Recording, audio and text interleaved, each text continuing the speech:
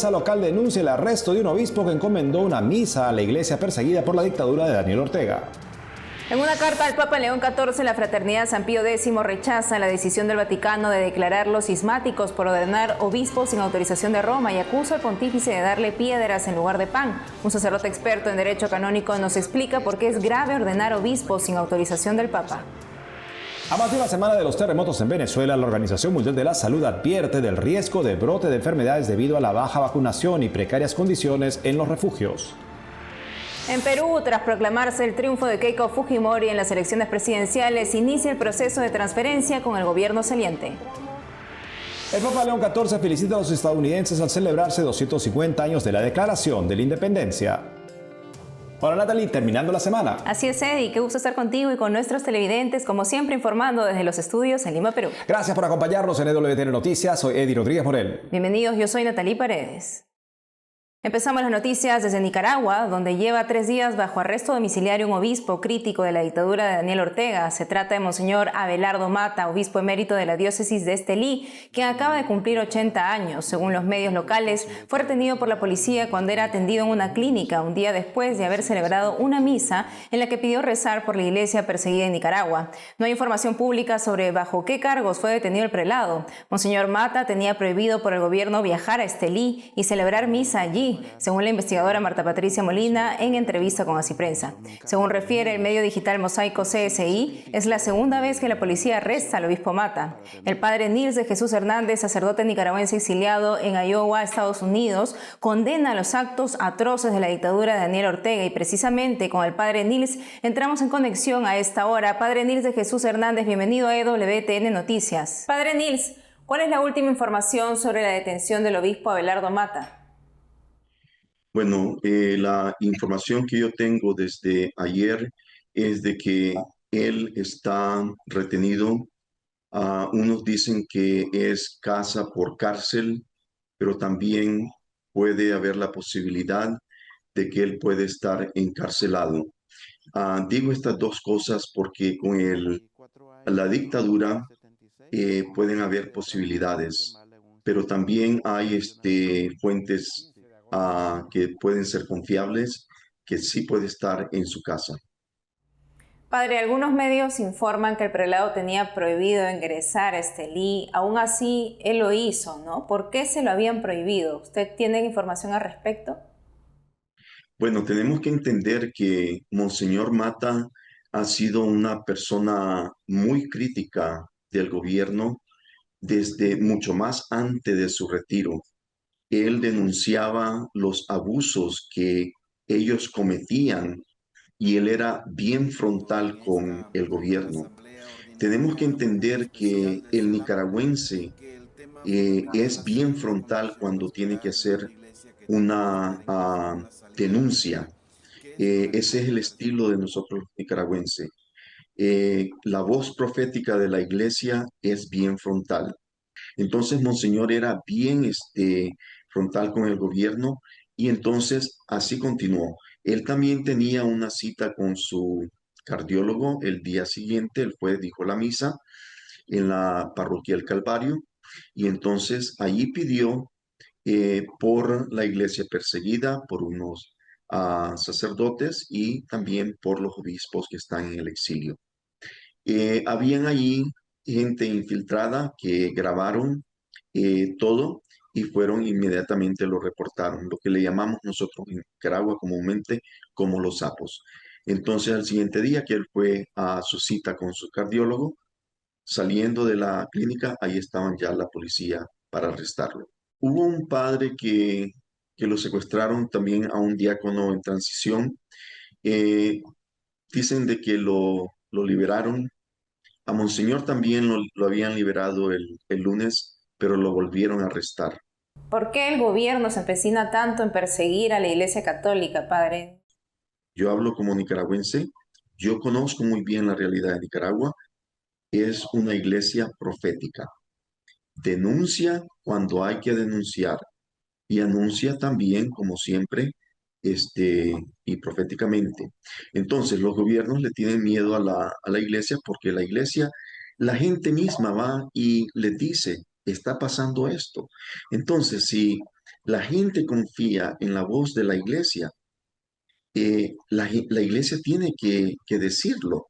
Es que no es política, simplemente que cómo vamos a nosotros a callarnos cuando hay una injusticia. Padre Nil de Jesús Hernández, ¿y cuál es su mensaje a la comunidad internacional ante este nuevo proceder del gobierno contra la iglesia?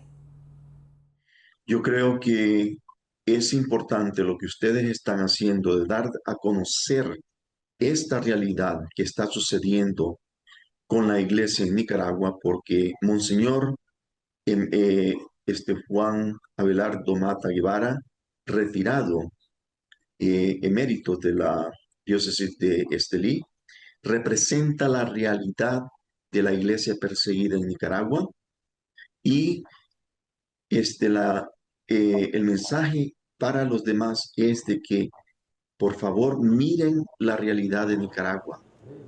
Nicaragua está siendo la iglesia perseguida. De esto no es propaganda que nosotros lo que estamos hablando estamos haciendo en contra del gobierno. No, señores, esta es una realidad por él. Este gobierno no les importa. Este señor, el obispo emérito, él puede morir porque ya han habido muertos. Recientemente murió un indígena de la costa Caribe. Ellos no les importó. A mí me daría gran pesar de que Monseñor, edad de 80 años, que lo enseñen que él está en una cama.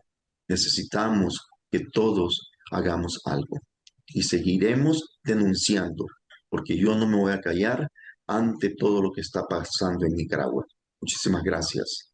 Así es, Padre Nil de Jesús Hernández. No dejaremos de alzar la voz por nuestra Iglesia Católica en Nicaragua y de orar por ellos también. Muchas gracias por la entrevista. Muchísimas gracias. Que Dios les bendiga.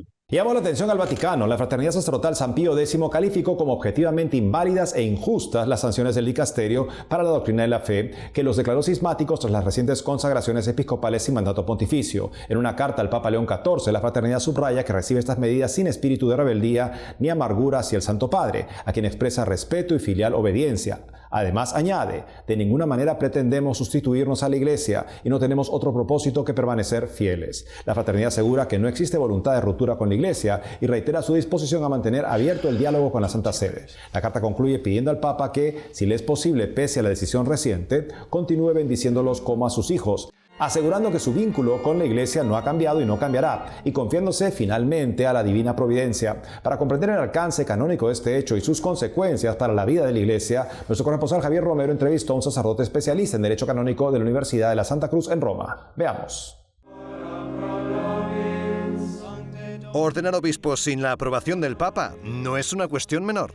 Así nos lo explica este canonista de la Pontificia Universidad de la Santa Cruz de Roma. Esto fue definido en un concilio, no en el Concilio Vaticano II, sino en el Concilio Vaticano I, como era algo que ya se sabía en la Iglesia desde siempre, pero en el Concilio Vaticano I, en 1870, se definió que es el Papa el que tiene el ministerio de conservar la unidad, la comunión de la Iglesia. En el momento en el que hay un obispo que se sale de esa comunión y que empieza a ordenar sacerdotes, entonces crea como una iglesia paralela. En otras palabras, para mantener la unidad de la Iglesia, la elección de los obispos debe depender de Pedro o sus sucesores, los papas. Aunque en este caso el problema es mayor. La ordenación de obispos fue la señal de una fractura más grave, una ruptura, un cisma. La fraternidad no se fía de Roma y decide ir por su cuenta. Así se vio en la consagración de los obispos que el Papa no aprobó. Desde el Concilio Vaticano II hasta hoy, las autoridades de la Iglesia seguían por un espíritu contrario al de la fe. Y por eso procedieron con la consagración de los obispos. Ahora el Vaticano ha publicado la nota donde se confirma la excomunión de obispos y sacerdotes de la fraternidad. Aquellos sacerdotes o laicos y religiosos que quieran volver a Roma deben cumplir una lista de requisitos que el Dicasterio para la Doctrina de la Fe ha colgado en su página web. Entre otras cosas, deberán firmar esta declaración de fe que está conforme a la Iglesia Católica. Expertos como Javier Canosa señalan que este caso también demuestra que desde Roma, y pese a contar con un papa que insiste en la unidad, también saben poner límites y decir que no cuando lo consideran necesario. En Roma, Javier Romero, EWTN Noticias.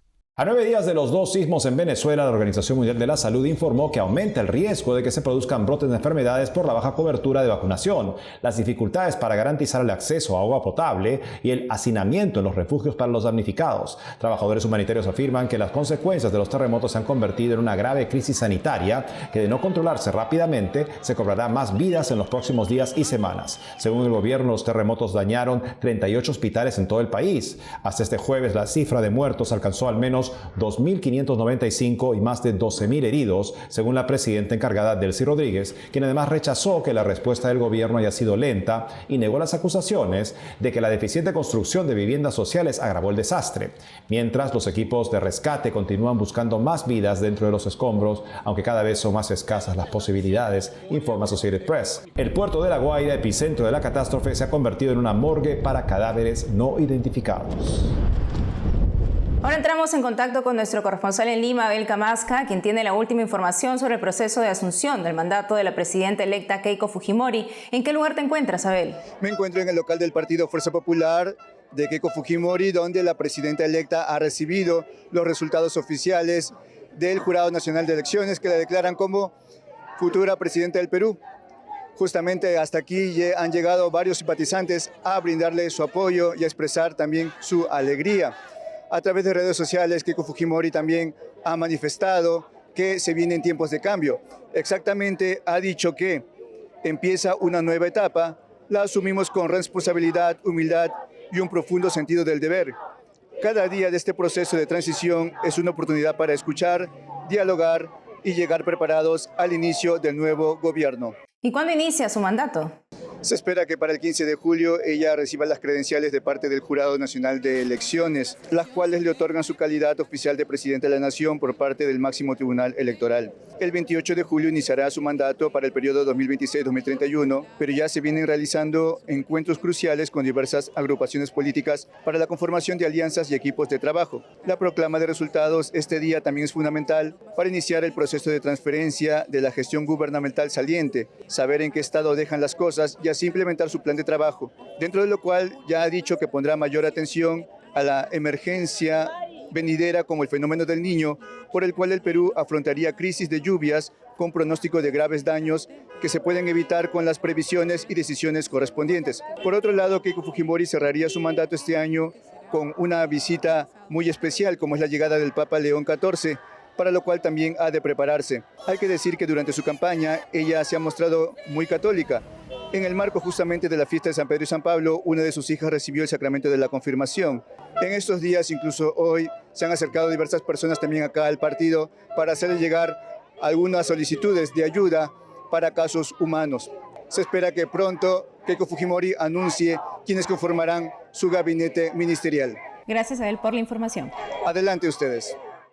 Tras una polarizada contienda electoral y larga contienda electoral, finalmente tenemos los resultados. La nueva presidenta será Keiko Fujimori. Para tener un panorama de los desafíos que enfrenta, incluso en este periodo previo a su juramentación y en los primeros 100 días, por así decirlo, estamos con Luis Solari. Él es un médico cirujano, expresidente del Consejo de Ministros del Perú, exministro de Salud y ex congresista de la República. Doctor Solari, gracias por estar con nosotros el día de hoy. Muchísimas gracias por la invitación. Un gusto. Doctor, háblenos, ¿qué debería estar haciendo en estos momentos, contando con su experiencia justamente, Keiko Fujimori, previo a su juramentación? Bueno, mañana, creo que la van a ya proclamar y en ese momento ya tienen que activar su comisión de transferencia. Yo he presidido una comisión de transferencia de gobierno a gobierno, entonces eso es lo primero que tiene que hacer. El presidente de la comisión de transferencia tiene que tener algunas características, y además porque hay 2 semanas y pico para hacer eso. Perfecto. Es una persona con pensamiento organizado. Esa es la parte más importante. Si no hay pensamiento organizado, va a ser un desmadre. Así que tiene que ser eso lo primero. Y lo segundo es ya asumir formalmente la frase de Kennedy. Kennedy tiene una frase que dice: se puede ganar con la mitad de los votos, no se puede gobernar con la otra mitad en contra. Ya. Que no dice otra, ¿no? Que le haga parafrasear. No, genial. Sí. ¿No? Bueno, en el caso de ella ha ganado exactamente del padrón electoral, que es con lo que uno gobierna, 33.75. Okay. Y el señor Sánchez 33.57. No hay forma de olvidarse de que se cambian los números, ¿no? Significa que 2/3 no han votado por ella. Entonces, ¿qué primer ministro va a escoger ella? ¿Uno de su tercio o uno que pueda representar a los 2/3 que no votaron con ella? ¿Por qué? Porque si va una persona que ella convoque como primer ministro, que no es partidarizada, que no es del cogollo, ¿no es cierto?, que no va a dar la imagen a los otros 2/3 que no han votado por ella, de que ahí está en la zona de confort, cero riesgo, ¿no? Si la persona que asume su 33%, ya no tiene que preocuparse de eso. Yeah. Pero tiene que la gente sentir, ajá, este señor sí nos representa. No el 66, ¿no? Claro. Pero con que llegue pues a 70. Claro, sería ideal. ¿Y Claro. qué errores debería...? Ella, por ejemplo, ha hecho dos cuestiones fundamentales. Una es dos mensajes clarísimos, uno verbal y uno gestual. Okay. El verbal es, bueno, yo soy institucionalista, bueno, mi papá hizo esto, hizo lo otro, la Constitución, la pacificación, pero como que no era muy institucionalista. Yo sí, yo soy distinto. Es un mensaje. Un buen mensaje. Para el 66%. Claro. De repente, dentro de esos 33, a algunos no les ha caído bien. Pero esa es la realidad. Claro. Si ella tiene que ser... Mire, para que las cosas sean distintas, uno tiene que ser distinto. Perfecto. Y lo segundo es el gesto. Ella ha llamado al secretario general del SUTEP, del Sindicato Único de los Trabajadores de la Educación Peruana, que está afiliada a la Central de Trabajadores de Izquierda en Perú, para los que nos van a ver en otros países, ¿no? Sí. Y significa que esta persona ha votado por su contendor en la segunda vuelta. Pero se han sentado, han conversado y ya, listo. Esa es la fórmula, cómo se hacen alianzas. Se hacen alianzas por tema, con la educación, se hacen alianzas territoriales a través de los diputados, con el gobernador, con los alcaldes, alguna obra urgente que haya que hacer y obviamente después ya viene, asume y ¡boom!, sobre la marcha tiene que entrar a la prevención y probablemente ya no tanto prevención, sino acciones ya de control a estas alturas del partido de los efectos del fenómeno del niño. Que ella justamente hizo declaraciones muy oportunas al respecto. Doctor, pensando en un tema que usted lo caracterizó y siempre lo ha caracterizado, la defensa de la vida. La posición de la señora Fujimori con respecto, por ejemplo, al aborto. Ella está en contra del aborto por violación, pero sí a favor de este protocolo que se estableció, evidentemente, en caso de riesgos para la salud de la madre. ¿Cómo debería manejar ella ese tema para no sufrir una presión de parte de intereses abortistas que la lleven a claudicar? Lo que tiene que hacer es poner el reglamento y revisar el reglamento simplemente a la luz de la verdad. O sea que si yo pongo este lente acá, no es cierto que el lente esté acá. Acá está mi teléfono. Es decir, no pueden haber dos verdades sobre una cuestión. Eso es su verdad, tu verdad. Es una tontería. La verdad es el reflejo de la realidad.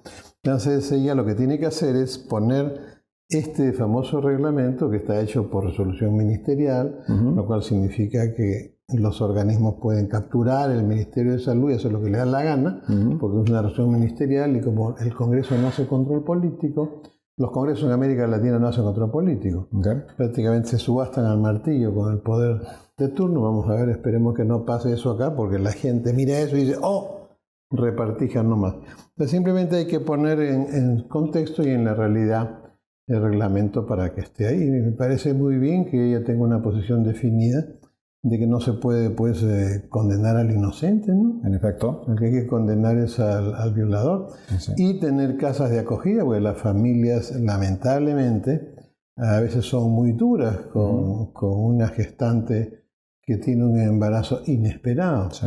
Eso dirá mucho justamente de su visión de la sociedad, de la persona, que sea una visión de la compasión antes que la crueldad que implica la legalización o promoción de esta práctica abortista. Doctor Luis Solari, muchas gracias por estar con nosotros el día de hoy. Encantado de estar en EWTN. Un gusto. Seguimos con el programa. Hacemos una pausa y al volver conocemos Lampedusa, la isla italiana puerta de entrada a Europa para migrantes indocumentados que León XIV visitará este fin de semana. Además, durante el Mundial, la Catedral de Ciudad de México exhibe al Niño Jesús vestido con el uniforme de la selección nacional, atrayendo aficionados que acuden a encomendarse a Dios. Regresamos con más noticias con Enfoque Católico.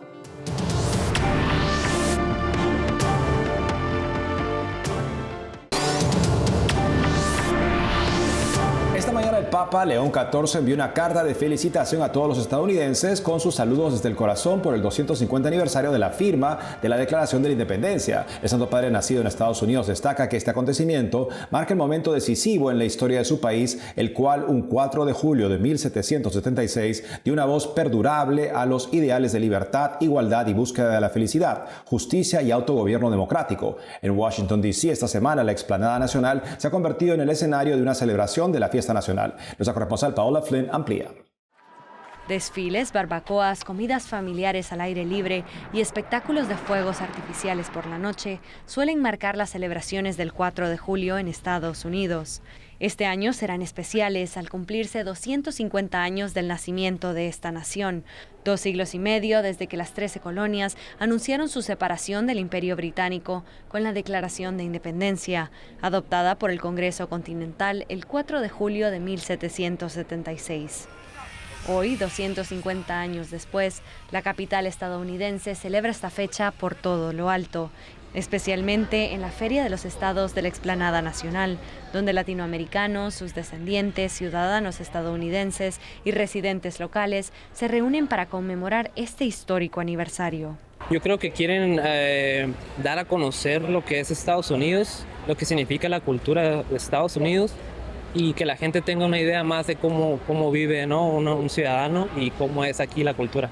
La feria, instalada en el National Mall, reúne exhibiciones y pabellones que representan a los 56 estados y territorios de Estados Unidos. Yo decía, pues no me puedo dejar pasar sin visitar esto tan hermoso, y de verdad que me sorprendí porque están todos los estados de Estados Unidos, inclusive Puerto Rico. Además de disfrutar de los espectáculos de rodeo, muchos visitantes hicieron fila para subir a la noria, que con más de 30 metros de altura ofrece vistas privilegiadas del monumento a Washington. Se trata de la primera noria que se instala en esta explanada en toda su historia. Es genial pensar quién más tiene la oportunidad de subirse una noria en el National Mall. El gobierno federal estima que más de 1 millón de personas visitarán la feria, que permanecerá abierta hasta el 10 de julio.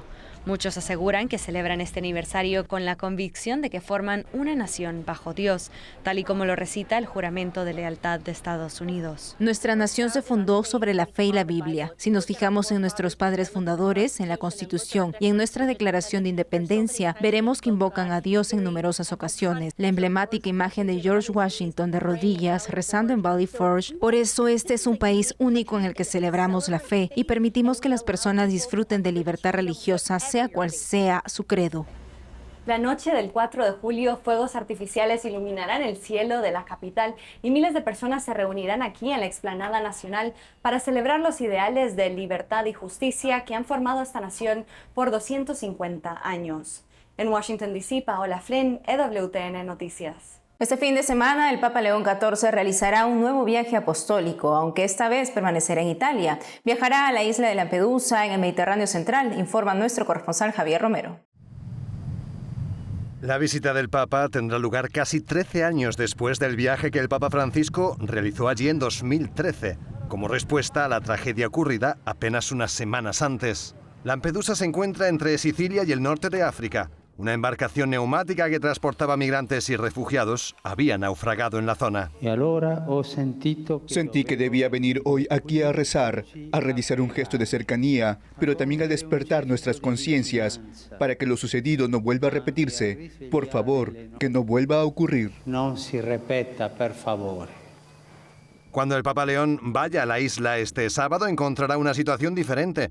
La llegada de migrantes ha disminuido, aunque siguen viniendo personas de un número de países cada vez más amplio. Gracias al trabajo conjunto de los organismos del Estado y las organizaciones humanitarias, Lampedusa ha desarrollado un sistema de acogida más estructurado y mejor preparado para recibir a quienes llegan a sus costas. Nos avisan la policía, la Capitanía del Puerto o la Guardia de Finanza. Nos comunican la hora del desembarco y un número aproximado de personas. Entonces llevamos nuestros vehículos al muelle. Uno de nuestros mediadores culturales recibe a los migrantes. Allí son examinados por los servicios sanitarios y después suben a los autobuses que los trasladan hasta el centro.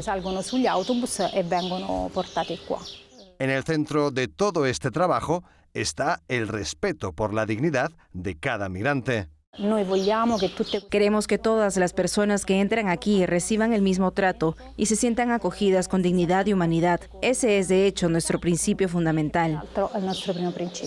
Tras su visita de 2013, el Papa Francisco pidió que comunidades de religiosas se establecieran en Lampedusa. Su misión sería convertirse en un puente vivo entre los migrantes que llegan a la isla y los habitantes que los reciben.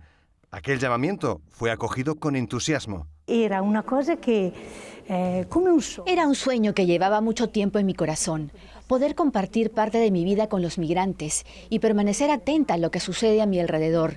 Nuestro fundador decía siempre, y lo recuerdo desde que era una joven religiosa, que debíamos sembrar la civilización del amor. Entonces pensé, ¿dónde podría sembrarla mejor? En muchos lugares sí, pero aquí, donde pasa el mundo entero, todavía más. Dove pasa el mundo, mi sondetta, ancora di più. Aunque Lampedusa ha tenido que afrontar muchas dificultades, hay algo que el Papa León encontrará inalterable: una isla dispuesta a acoger a todo aquel que llega a sus costas. Desde hace mucho tiempo ha sido una puerta de esperanza, una esperanza que mucho antes de la crisis migratoria ya estaba enraizada en la devoción a la Virgen María. Se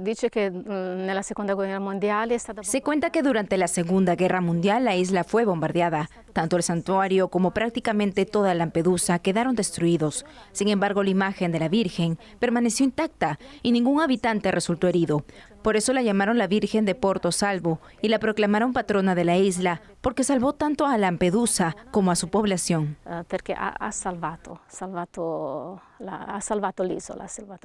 El Papa León pasará varias horas en la isla, visitará la costa, se encontrará con los migrantes y celebrará la misa junto a la imagen de Nuestra Señora del Porto Salvo, un homenaje a los habitantes de Lampedusa, a los migrantes y refugiados que reciben y a la Virgen María, en quien encuentran protección y esperanza. Desde Roma, Javier Romero, EWTN Noticias. Avanza la Copa Mundial de la FIFA que se disputa en Estados Unidos, Canadá y México, y las muestras de fe alrededor del fútbol no se hacen esperar. Precisamente en México, la imagen de un niño Jesús vestido con la playera de la selección mexicana despierta el interés de aficionados que acuden a encomendarse a Dios. Nuestro corresponsal Diego López Colín nos cuenta. El ambiente mundialista también se vive dentro de la Catedral Metropolitana de la Ciudad de México. En el altar de los Reyes fue colocada una imagen del niño Jesús vestido con el uniforme oficial de la selección mexicana, retomando una tradición que nació durante el Mundial de 1970, cuando México fue sede por primera vez de la Copa del Mundo, y que volvió a repetirse en el Mundial de 1986. Cada día, aficionados de distintas partes del mundo que visitan México por el Mundial aprovechan para entrar a la catedral y conocer esta singular imagen. Es muy peculiar, la verdad, pero bueno, es un poco el ejemplo del ambiente que se vive aquí en México con el Mundial, ¿no? Este año, la imagen luce en los 3 uniformes oficiales de la selección mexicana, además de balones y tenis originales donados por una familia. En una de sus manos sostiene una palma, símbolo cristiano de la victoria definitiva de Cristo sobre la muerte. Es un deseo popular y yo creo que tenemos que atender la misma religiosidad popular, que hay que elevarla y no que se quede únicamente en los rituales, sino que tenga un sentido de mucho más profundidad, de acercarse a Dios y lo que eso significa. Muchos aficionados aprovechan la visita para pedir tanto por sus intenciones personales como por resultados deportivos de sus selecciones. Algunos lo hacen con total seriedad, otros con el humor característico que despierta el fútbol. Para mi familia, pues salud, ¿verdad? Y el bienestar. Pero en lo deportivo, pues que le ganemos a Inglaterra el domingo. Y después, ¿cómo no? Quizás vernos contra Argentina, ¿verdad? Eso sería lo ideal. Pero en fútbol, más do que Brasil ganar, que Argentina no gane, porque ganó cerquita. La Iglesia insiste en que esta tradición no debe entenderse como un amuleto para ganar partidos ni como una práctica supersticiosa. Más bien, explica, se trata de una expresión de religiosidad popular que busca poner en manos de Dios las alegrías y esperanzas de quienes viven las pasiones por el fútbol, al tiempo que representa una oportunidad para evangelizar a quienes no acuden con regularidad a misa. Yo creo que es la oportunidad de dar, como bien dices, de evangelizar y aprovechar esto para dar un mensaje y acercar a la gente más a la iglesia. Hay personas que para ganar confían en la estrategia de su selección y otras que recurren a ayuda divina. Sin embargo, para la iglesia, un verdadero triunfo no se mide en goles, sino en que tradiciones como estas puedan acercar a más gente a Dios. En Ciudad de México, EWTN Noticias, Diego López. Y hemos llegado al final del programa, amigos. Gracias por habernos acompañado durante esta semana. Saben que pueden seguirnos en las redes sociales, también de lunes a viernes a las 12 del mediodía, hora de Miami, en Radio Católica Mundial y su programa Más que Noticias con un servidor. Hasta entonces.